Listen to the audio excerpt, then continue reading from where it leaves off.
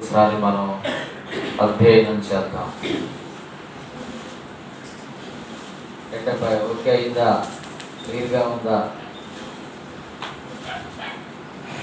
53వ అధ్యాయంలో 12 చరణాలు ఉన్నాయి. 12 చరణాలు ఒక్కొక్క వాక్యం చదువుదాం. నేను చదువుతాను ఒక వాక్యం, మీరు ఒక వాక్యం నేను. అనుప్రయోగంగా ఉత్తర ప్రత్యుత్తరాలుగా దేవుని యొక్క వర్తమానాన్ని చదువుకుందాం. యెషయా గ్రంథము 53వ అధ్యాయము 1వ వాక్యం చదువుతున్నాము. మేము తెలియజేసిన సమాచారం ఎవడు నమ్మెను?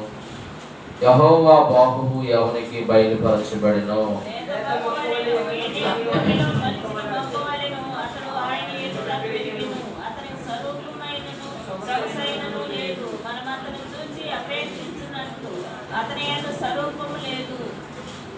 అతను తృణీకరింపబడిన వాడును, ఆయను మనుషుల వలన విసర్జింపబడిన వాడును, వ్యసనాక్రాంతుడుగాను, వ్యాధిని అనుభవించిన వాడుగాను, మనుషులు చూడనొల్లని వాడుగాను ఉండెను. అతను తృణీకరింపబడిన వాడు కనుక మనము అతనిని ఎన్నిక చేయకపోతేమే.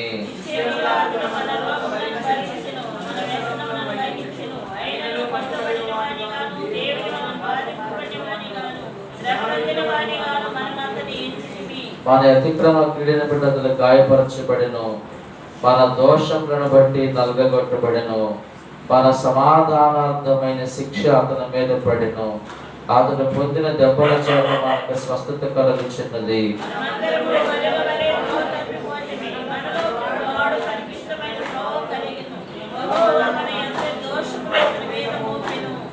అతడు దౌర్జన్యము నొందెను, బాధింపబడినను అతడు నోరు తెరవలేదు.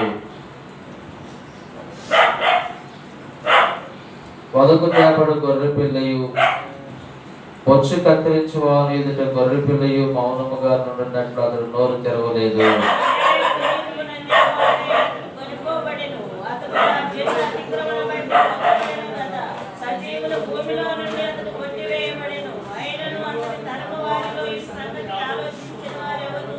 అతడు మరణమైనప్పుడు భక్తిహీనులతో అతనికి సమాధి నియమింపబడెను, ధనవంతుని యొద్ద అతడు ఉంచబడెను.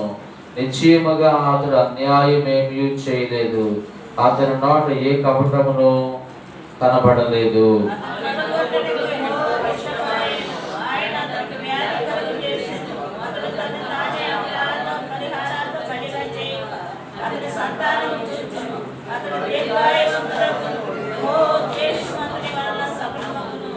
అతడు తనకు కలిగిన వేదనను చూచి తృప్తి నొందును. నీతిమంతుడైన నా సేవకుడు జనుల దోషములను భరించి తనకున్న అనుభవ జ్ఞానము చేత అనేకులను నిర్దోషులుగా చేయును.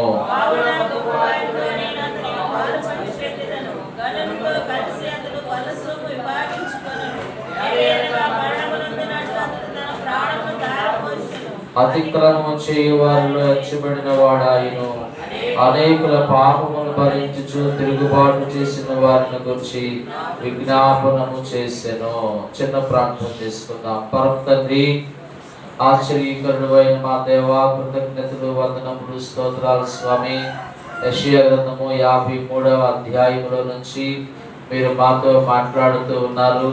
మీ నైన ఉద్దేశములు, మీ సందేశములు మీరు మాకు అందించుచూ ఉన్నారు. దేవా, మీ వాక్యమును మాకు అనుగ్రహించండి. మేము మేలు పొంది నూతన పరచబడి కృతజ్ఞతలమై అయా మిమ్మల్ని ఆరాధించి తిరిగి వెళ్ళేటప్పుడు మీరే కృప చూపండి. మాతో మీరు మాట్లాడుదురుగాక, మీ వాక్యమును మాకు అందించుదురుగాక, మమ్మల్ని మీరు నూతన పరచుదురుగాక, మీ కనికరము మా మీదికి వచ్చునుగాక. అయా మీ పిల్లలను మీరు దీవించుదురుగాక, ఆశీర్వదించుదురుగాక. యేసు నామములో అడుగుచున్నాం తండ్రి, ఆమేన్. యేసుక్రీస్తు పరిశుద్ధ నామానికి మహిమ కలుగును గాక. ప్రభు నామములో చేరువచ్చిన మీ అందరికీ నా శుభాలు, వందనాలు, కృతజ్ఞతలు తెలియజేస్తూ ఉన్నా. చాలా సంతోషం. మరి ఈ వారంలో కూడా కూడుకొని మనం ప్రభువును ఆరాధించుకోవటానికి ఈ రీతిగా ఈ మొదటి ఆరాధనలో మరి ప్రభు మనకు సహాయపడుతూ ఉన్నారు. మరి ఈ నెలకు ఇది ఆఖరి ఆదివారం. ఈ మార్చి నెల అంతా కూడా మనము ఏం నేర్చుకున్నాం చెప్పండి? చెప్పండి, ఏం నేర్చుకున్నారు? కొంచెం గట్టిగా చెప్పండి. రైట్. యెషయా గ్రంథంలోనే 53వ అధ్యాయంలో నుండి ఈ నెలంతా కూడా 3వ మంగళవారంతో కలుపుకొని 5 ఆదివారాల పాటు ఐదు సందేశాలు యెషయా గ్రంథంలోని 53వ అధ్యాయంలో నుండి మనం నేర్చుకోవడం జరిగింది. ప్రియులారా, గడిచిన వారంలో మనం ఏం నేర్చుకున్నాము? 8వ వాక్యం నుండి, అన్యాయపు తీర్పు నొందిన వాడై అతడు కొనుక్కోబడెను, అతడు నా జనుడు అతిక్రమమును బట్టి మొత్తబడిన కదా, సజీవుల భూమిలో నుండి అతడు కొట్టివేయబడిన కదా, అయినను అతని తరము వారిలో ఈ సంగతి ఆలోచించిన వారెవరు అనేటటువంటి విషయాన్ని చాలా కూలంకుషంగా మనం నేర్చుకున్నాం. అయినను అతని తరము వారిలో ఈ సంగతి ఆలోచించిన వారెవరు? యేసుక్రీస్తు తరములో ఈ సంగతిని ఎందుకు యేసుక్రీస్తుని ఎంతగా శిక్షించుచూ ఉన్నారు, ఎంతగా ఆయన ఎందుకు తరమబడుచు, కొట్టబడుచు, దౌర్జన్యం చేయబడుచు ఉన్నాడు అని ఆలోచించిన వారు ఎవరు లేరు అని గడిచిన వారంలో మనం నేర్చుకోవడం జరిగింది. ప్రియమైన వారులారా, యెషయా గ్రంథము 53వ అధ్యాయంలో అతడు అని, అతనికి అని, అతను అని, మనం అతనిని అనేటటువంటి మాటలు చాలా ఎక్కువ సార్లు చూస్తూ ఉంటాం, విరివిగా చూస్తూ ఉంటాం. అతడు, అతనికి, మరి ఆయన అని వచ్చిన ప్రతిసారి మనము యేసు క్రీస్తు అని చదువుకుంటే మనకు వాక్యం చాలా స్పష్టంగా అర్థమైంది అన్నమాట. ఉదాహరణకు 2వ వచనం చదువుతున్నాం. లేత మొక్క వలెను, ఎండిన భూమిలో మొలిచిన మొక్క వలెను అతడు, అనగా యేసు క్రీస్తు ఆయన ఎదుట పెరిగెను. యేసు క్రీస్తుకు స్వరూపమైనను సొగసైనను లేదు. యేసు క్రీస్తును చూచి అపేక్షించినట్లుగా యేసు క్రీస్తునందు స్వరూపము లేదు. యేసు క్రీస్తు తృణీకరింపబడిన వాడును ఆయను. ఈ రీతిగా అతడు, ఆయన, అతనికి అనే మాటలు ఇక్కడ చాలా విస్తారంగా చూస్తా ఉన్నాం ఈ అధ్యాయంలో. నేను మీకు ఒక 3 నిమిషాల సమయం ఇస్తా ఉన్నాను. పెన్ను ఉండవలు చేతండి, మీరు పెన్ను, బైబిల్తో పాటు పెన్ కూడా నా దగ్గర ఉంది. ఓకే, మీ పెన్ ఓపెన్ చేసి అతడు అని, అతనికి అని, ఆయన అని, మనం అతనిని అనేటటువంటి మాటలు ఎక్కడెక్కడైతే ఉన్నాయో వాటిని మీరు రౌండప్ చేయండి, నెంబర్లు వేయకుండా వాటిని రౌండప్ చేయండి. అప్పుడు మీకు కొంచెం క్లియర్గా అర్థమవుతుంది. యెషయా గ్రంథం 53 ఉదాహరణకు 2వ వాక్యంలో చెప్పేశాను. నేను ఈరోజు నేను చిన్న పల్లవి పాడతాను. 2-3 నిమిషాల్లో మీకు ఈ సమయాన్ని ఇస్తా ఉన్నాను. అతడు, ఆయన, అతనికి, మనం అతనిని అనే మాటలు ఎక్కడెక్కడైతే ఉన్నాయో వాటన్నిటిని మీరు రౌండప్ చేయాలి. అండర్లైన్ కాదు, రౌండప్ చేయాలి. ఒక చిన్న పల్లవి పాడతాను.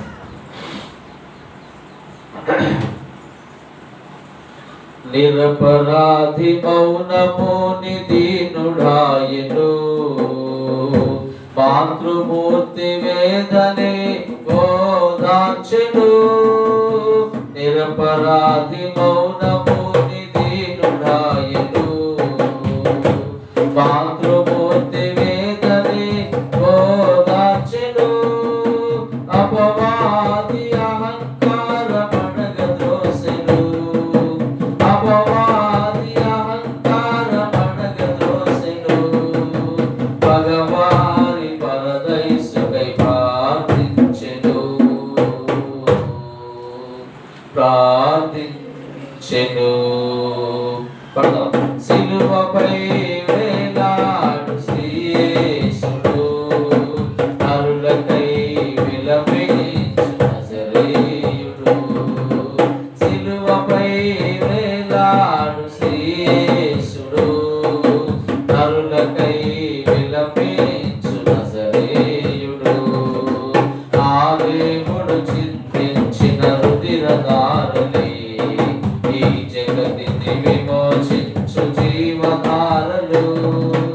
ఆ దేవుడు చిందించిన రుధిరధారలే ఈ జగతిని విమోచించు జీవధారలు. సిలువపై వేలాడు శ్రీయేసుడు, నరులకై విలపించు నజరేయుడు.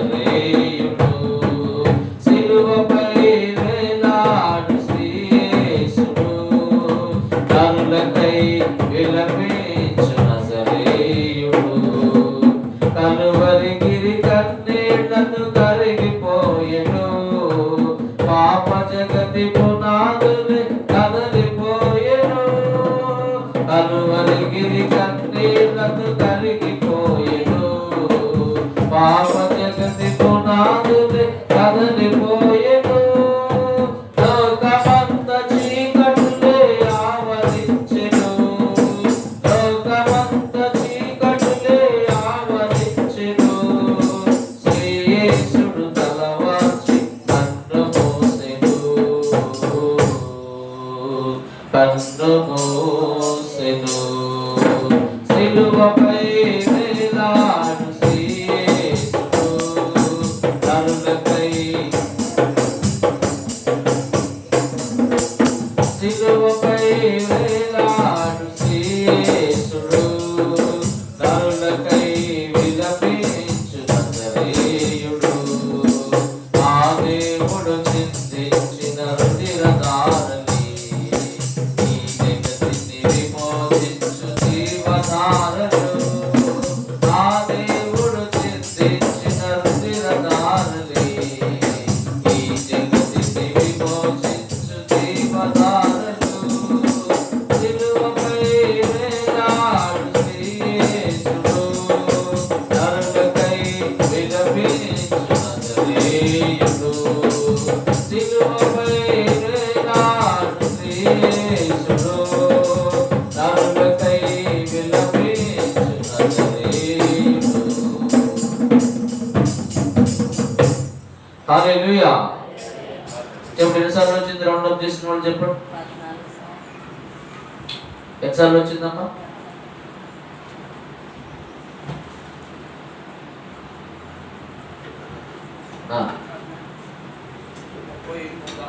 ముప్పై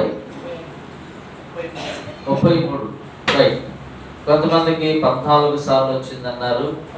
మరి అమ్మా 30, గురవయ్యకి 30 సార్లు రౌండ్ అప్ వచ్చింది. సురేష్కి 33 సార్లు రౌండ్ అప్ చేశాడు. వెలసి మొత్తం ఈ అధ్యాయంలో 35 సార్లు ఉంటుంది. 35 35 సార్లు ఉంటుంది. అతడు అని, ఆయన అని, అతనికి అని, మనం అతనిని అని, మనం అతనికి అని, ఈ విధమైనటువంటి పదాలు 35 సార్లు పరిశుద్ధాత్మ దేవుడు ఈ అధ్యాయంలో వ్రాపించాడు. కాబట్టి ఆ కోణంలో అతడు, ఆయన, అతనికి అని ఉన్న ప్రతి చోట యేసు క్రీస్తు అని గనక మనం చదువుకుంటే మనకు వాక్యము చాలా స్పష్టముగా వివరంగా అర్థమైంది. ఓకే, యెషయా గ్రంథంలోని 53వ అధ్యాయము 12వ వాక్యంలోనే ఆఖరి లైన్ను ఈరోజు మనం నేర్చుకుందాం. తిరుగుబాటు చేసిన వారిని గురించి విజ్ఞాపనము చేసెను. స్తోత్రం చెప్పండి, అందరు నాతో చెప్పండి. తిరుగుబాటు చేసిన వారిని గురించి, గట్టిగా చెప్పాలి. తిరుగుబాటు చేసిన వారిని గురించి, ఇంకొంచెం గట్టిగా. తిరుగుబాటు చేసిన వారిని గురించి విజ్ఞాపనము చేసెను. ఈ యెషయా గ్రంథము 53వ అధ్యాయం అనేది ఇది ప్రవచన అధ్యాయము. ఈ గ్రంథమే ప్రవచన గ్రంథము. యేసు ప్రభుల వారు కల్వరిలో బలియాగం కావటానికి పూర్వం ముందుగానే 700 సంవత్సరాలకు పూర్వమే ఈ అధ్యాయము కానీ ఈ గ్రంథము కానీ వ్రాయబడి ఉన్నదన్నమాట. ఇవి ప్రవచనాత్మకమైనటువంటి విషయాలు.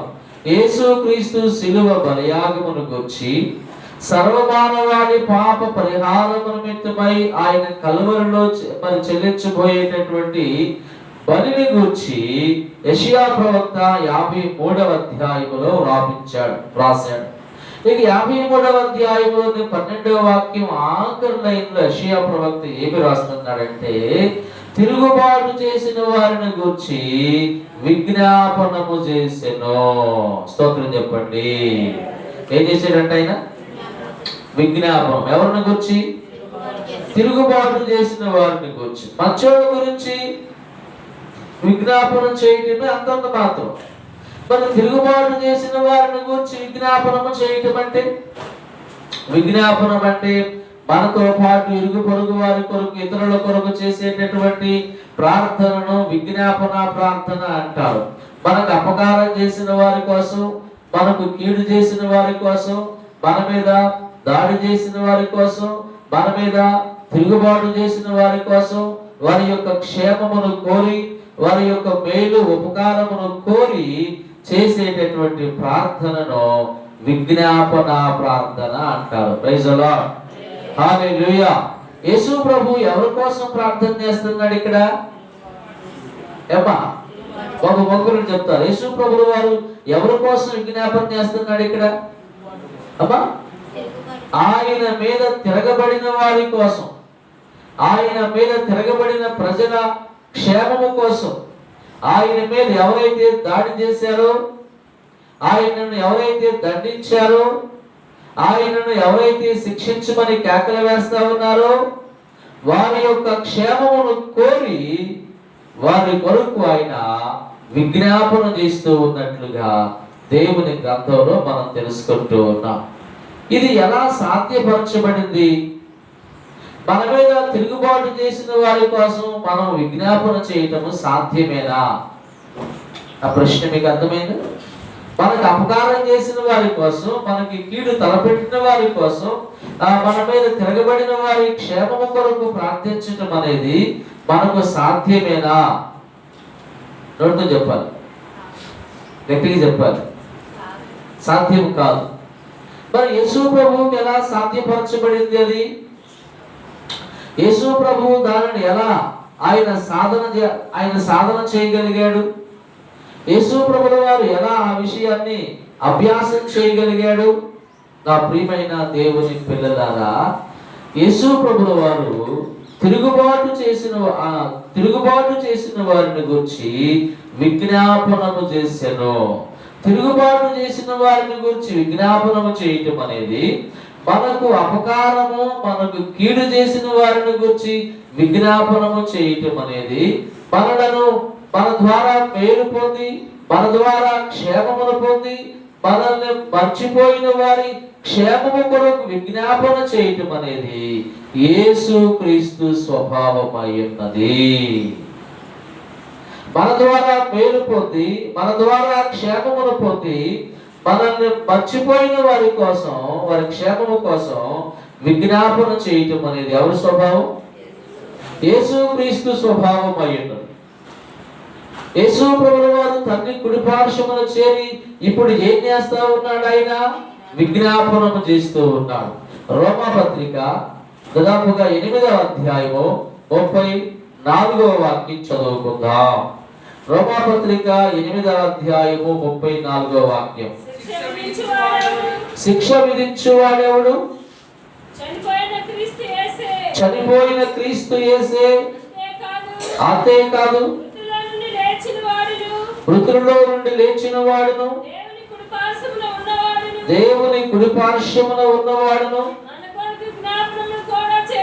మన కొరకు విజ్ఞాపనము కూడా చేయువాడును ఆయనే.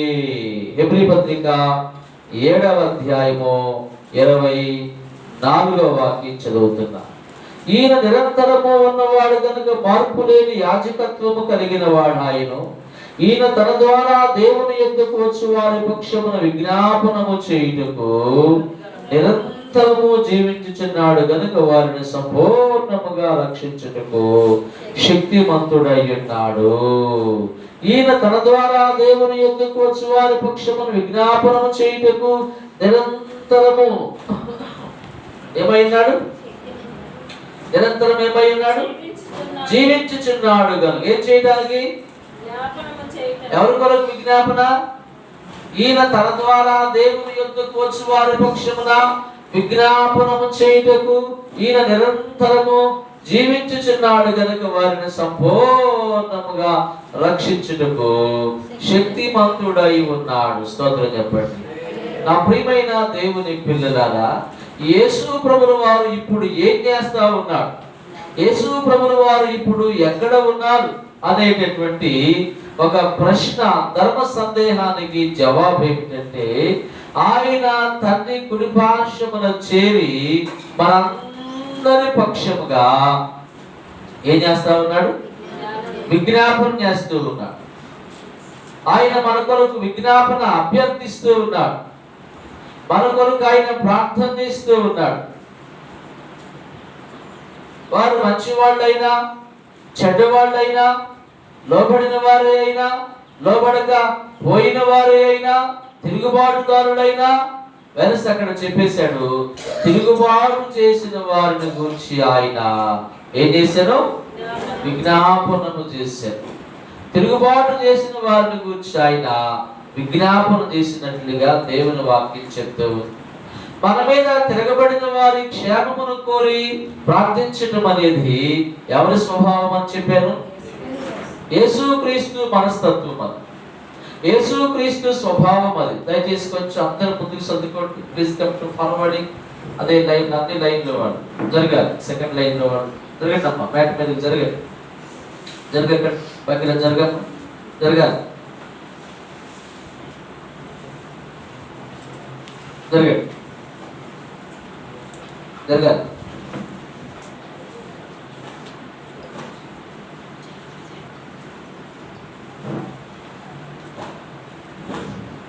మనకు కీడు చేసిన వారి క్షేమమును కోరి మనం విజ్ఞాపన చేయటం అనేది యేసుక్రీస్తు స్వభావం అయ్యింది. ఈ అనుభవాన్ని దైవజనుడైనటువంటి మోషే జీవితంలో మనం చూస్తాం. ఆ నిర్గమాకాండములో 32వ అధ్యాయంలో ప్రియులారా, మోషే పర్వతం మీదకి వెళ్ళి అక్కడ అధిక సమయం దేవునితో సహవాసం చేయడం ద్వారా, దేవునితో గడుపుట ద్వారా ఇశ్రాయేలు జనాంగం ఏమన్నారంటే 32వ అధ్యాయంలో మొదటి వాక్యం, నిర్గమాకాండం. ఆగండి. మోషే కొండ దిగకుండా తడవు చేయటం ప్రజలు చూచినప్పుడు ఆ ప్రజలు అహరోను వద్దకు కూడి వచ్చి, లేమో, మా ముందర నడుచుటకు ఒక దేవతను మా కొరకు చేయము, ఐగుప్తులో నుండి మమ్మల్ని రప్పించిన మోషే అనువాడు ఏమాయనో మాకు తెలియదని అతనితో చెప్పిరి. ఏమన్నారు వాళ్ళు? ఐగుప్తులో నుండి మమ్మల్ని రప్పించిన ఆ మోషే అనువాడు ఏమాయనో మాకు తెలియదు, ఆ మోషే అనువాడు ఏమైపోయాడో మాకు తెలియదు. ఈ అధ్యాయం ఇశ్రాయేలు పరిస్థితి ఎలాగుందంటే 7వ వాక్యంలో ఆఖరులై, నీవు రప్పించిన నీ ప్రజలు చెడిపోయిరి. 8వ వాక్యంలో త్రోవ నుండి త్వరగా తొలగిపోయి, అదే లైన్లో పాత పోసిన దూడను తమ కొరకు చేసుకున్నారు, దానికి సాగిలపడి బలి అర్పించారు. ఆ క్రింది లైన్లో ఐగుప్తు దేశము నుండి రప్పించిన నీ దేవుడు ఇదే అని వారు చెప్పుకున్నారు. 9వ వచనంలో ఆఖరి లైన్లో ఇదిగో వారు లోబడని ప్రజలు అని చెప్పుకున్నారు అని దేవుడు చెప్పాడు. ఏమన్నది వారిని గురించి? చెడిపోయిన వారు అనుంది. 8వ వాక్యములో తొలగిపోయి అనుంది. అదే లైన్లో పోత పోసిన దూడను చేసుకున్నారు అనుంది. ఆ దూడకు సాగిలపడి బలి అర్పించారనుంది. ఆ దూడయే తమ దేవుడిని వారు భావించుకున్నారని ఉంది. 9వ వాక్యములో లోబడని ప్రజలు అని ఉంది వారిని గురించి. ఏ ప్రజలు? లోబడని ప్రజలను ఉంది. ఇటువంటి ప్రజల విషయమై వినండి, దేవుడు ఏం చెప్పాడంటే మోషేకి, మోషే, నేను ఈ జనాంగమును కాల్చి వేస్తా. వీళ్ళు ఏం చేస్తాను? నేను వీరిని కాల్చి వేస్తా. ఈ జనాంగమును కాల్చి వేసి నిన్ను గొప్ప జనముగా చేసేదని మోషేతో చెప్పగా, ఏం చెప్పాడు దేవుడు? వీళ్ళు ఏం చేస్తాను? నేనేం చేస్తాను? ఎందుకు కాల్ చేస్తానన్నాడు ఆ జనాంగాన్ని? అవిధేయులు, తిరుగుబాటుదారులు, మరి పొంత పోసినటువంటి దూడను చేసుకున్నారు, సాగిలి పడ్డారు, లోబడనున్న వారు ఆ దూడే మా దేవుడిని భావించుకున్నారు కనుక ఈ జనాంగం నేను కాల్చి వేసి నిన్ను గొప్ప జనముగా చేస్తాను అని చెప్పాడు దేవుడు. అప్పుడు వాస్తవంగా మోషే ఏమన్నారంటే, నిజమే నాయన, నేనే నీకు చెబుతాం అనుకున్నాను, కానీ నువ్వే ఆ ప్రస్తావన తీసుకొచ్చావు, నేను కూడా అదే అనుకుంటున్నాను స్వామి అన్నారు. కానీ మోషే ఏమన్నాడు తెలుసా దేవునితో? మోషే తన దేవుడైన యెహోవాను బ్రతిమాలుకొని, యెహోవా నీవు నీ మహాశక్తి వలన బాహుబలము వలన ఐగుప్తు దేశములో నుండి రప్పించిన నీ ప్రజల మీద నీ కోపము పండనేలా. ఆయన కొండలలో వారిని చంపునట్లును భూమి మీద నుండి వారిని నశింప చేయనట్లును కీడు కొరకే వారిని తీసుకుని పోయినని ఐగుప్తీయులు ఎలా చెప్పుకొనవలను. నీ కోపాగ్ని నుండి నీవు మళ్ళుకొని నీ ప్రజలకి కీడు చేయక దానిని గూర్చి సంతాపపడుము. స్తోత్రం చెప్పండి.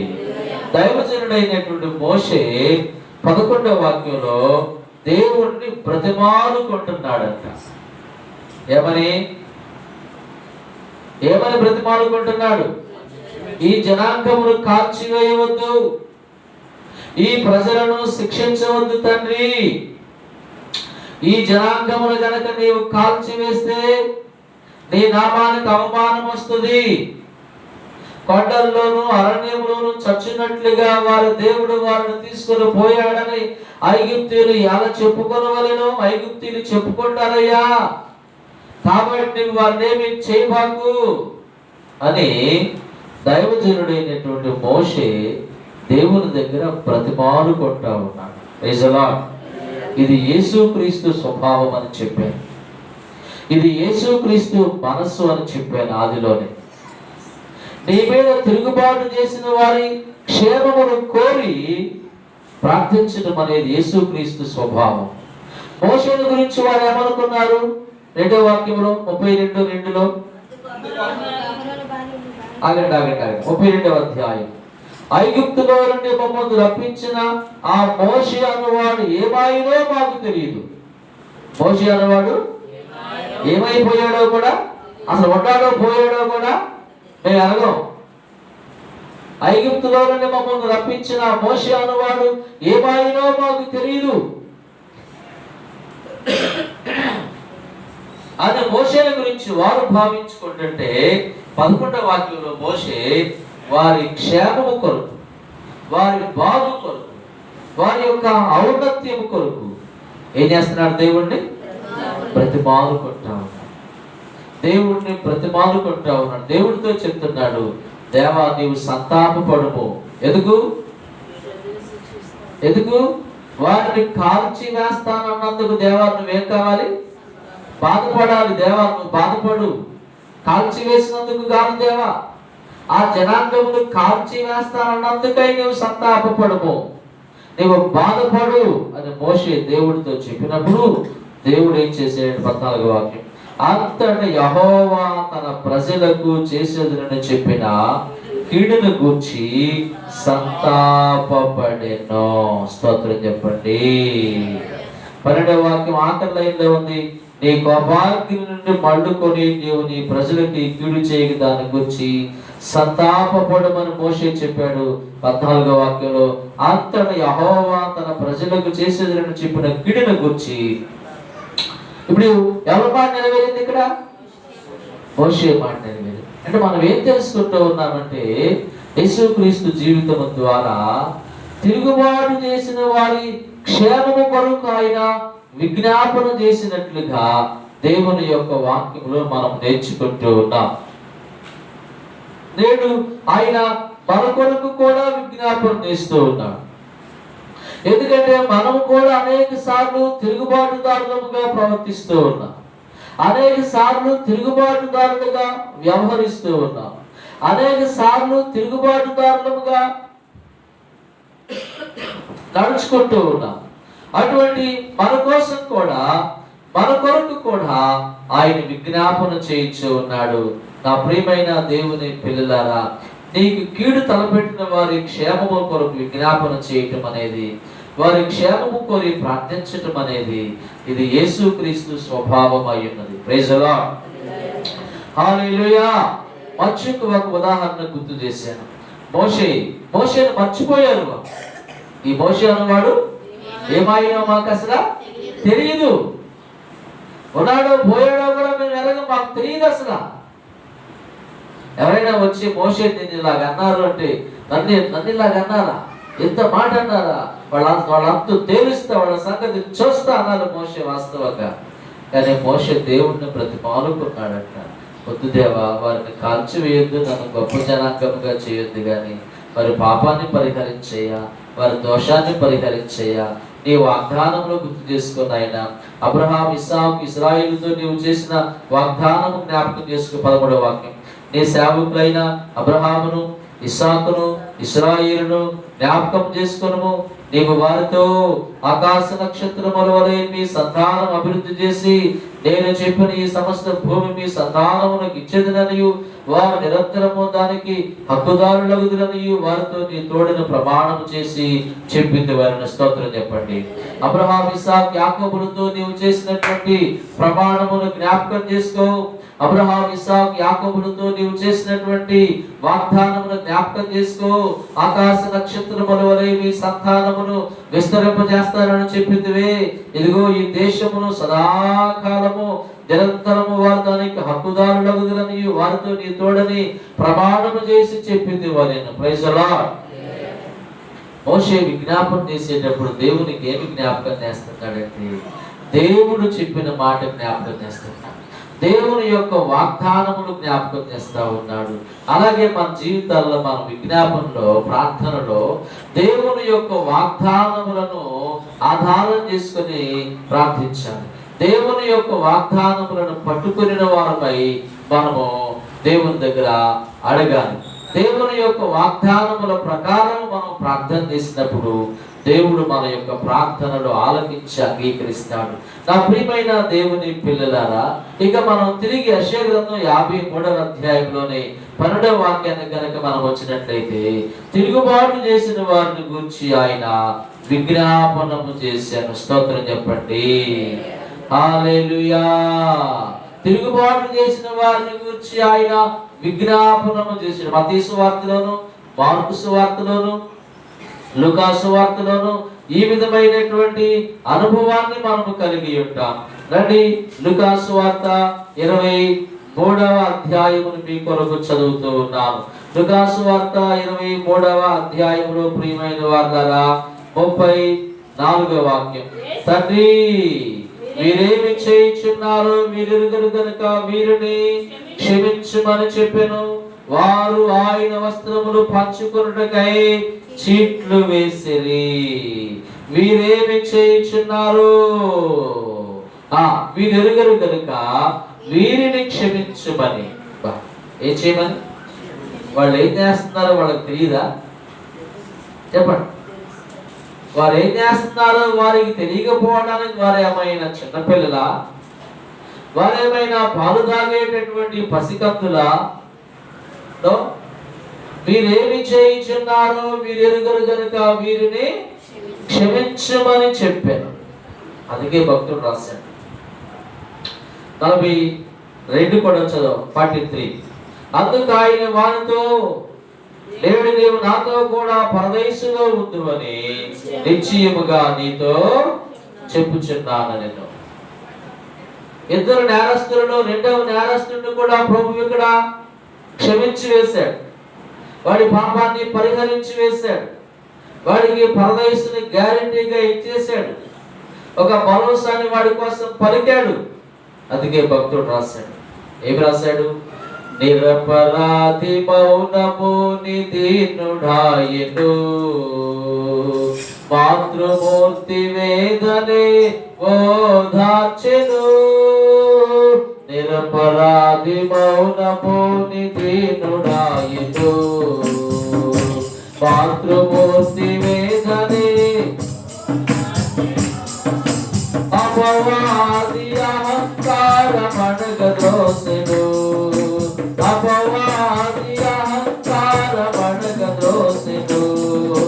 భగవాని పరదైసుకై ప్రార్థించెను,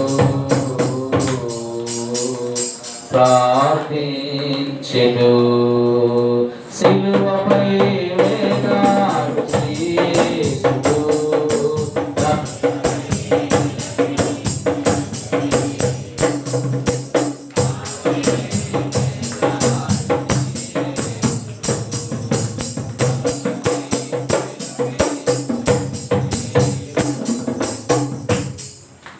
యేసుడు. ఏముంది ఈ పాటలో? అపవాది అహంకారం అణగద్రోసెను, పగవారి పరదైసుకై ఏం చేశాను? ప్రార్థించాను. ఎవరి కోసం? అన్నమాట పగవారి పరదైసుకై. ఏం చెప్పాను?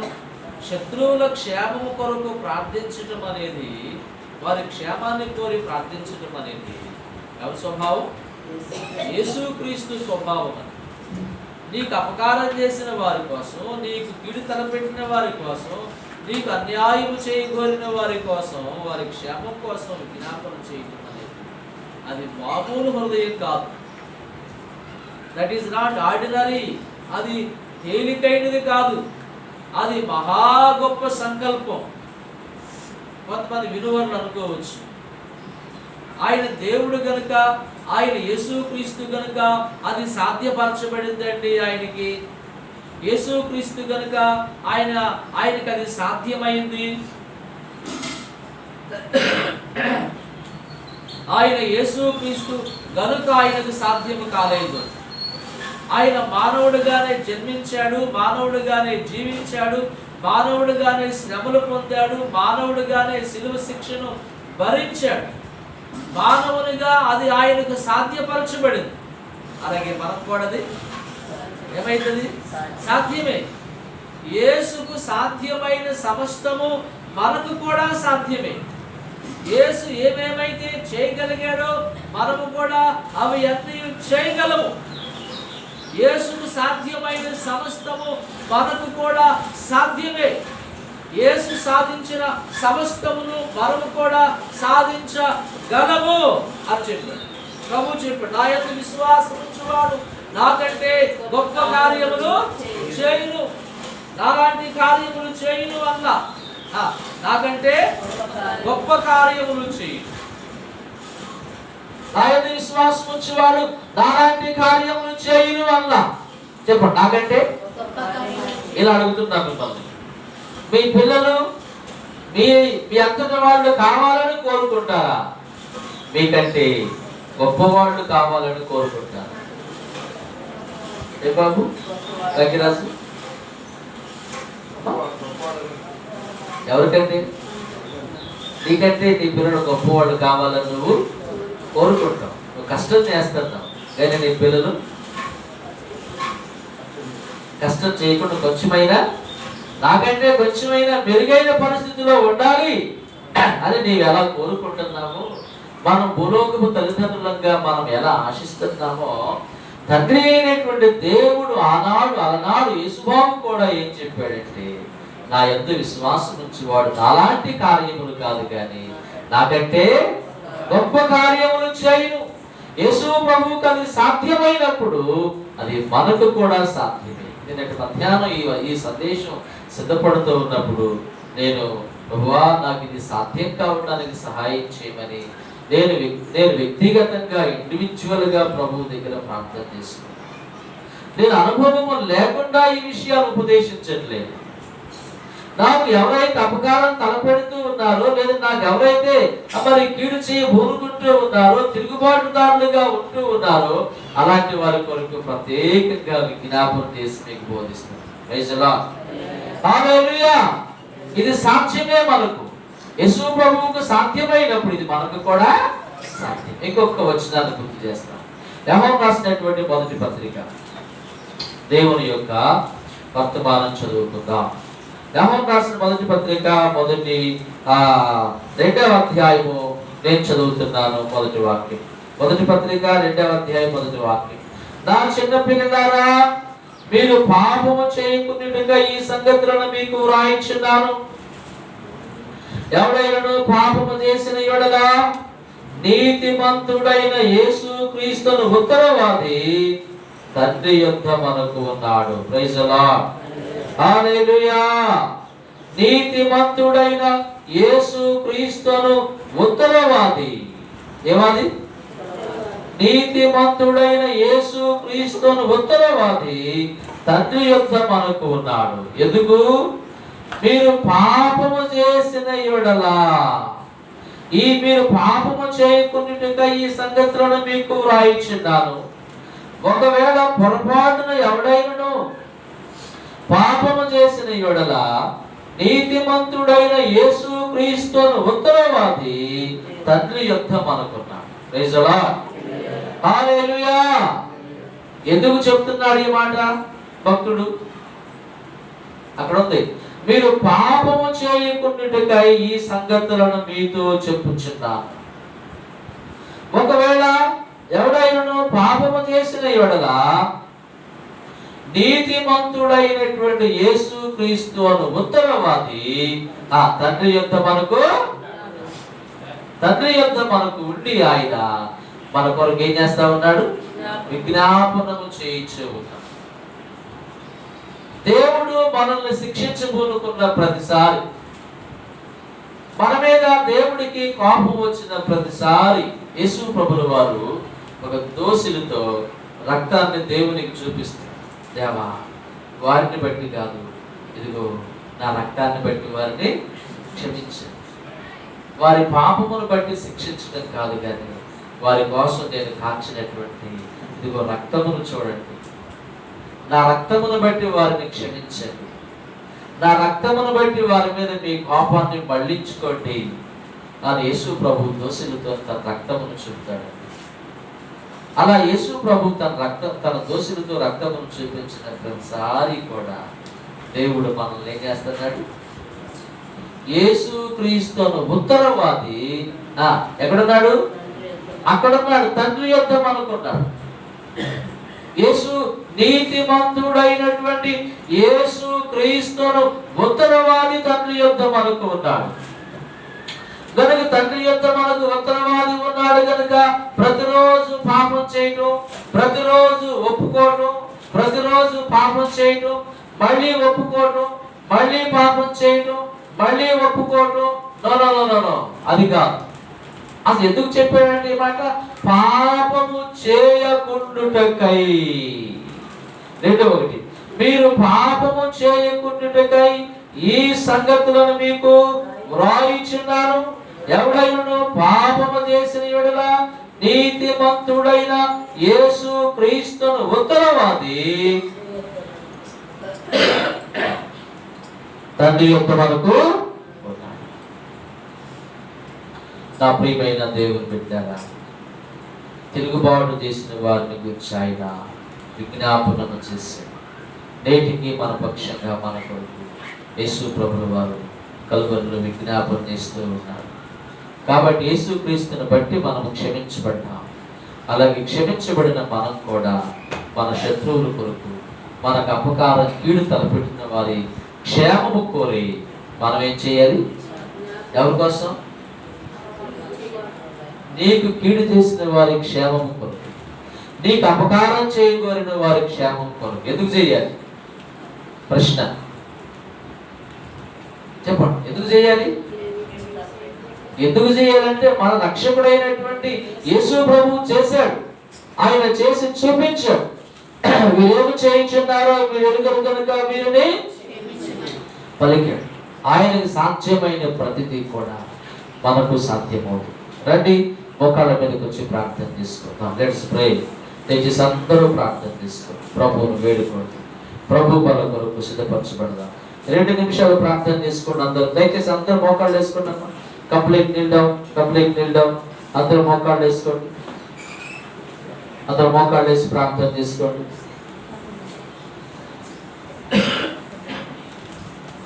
అందరూ మోకాళ్ళు వేసి ప్రార్థన చేసుకోండి.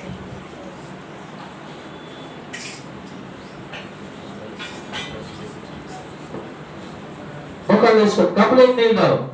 అందరూ ప్రార్థన చేసుకోండి. ప్రభు మన కొరకు సిద్ధపరిచే ఉన్నారు. నా అపరాధములు దోషముల పక్షముగా మీరు విజ్ఞాపనము చేయించే ఉన్నారు. నా కొరకు మీరు నాయన రెండుగా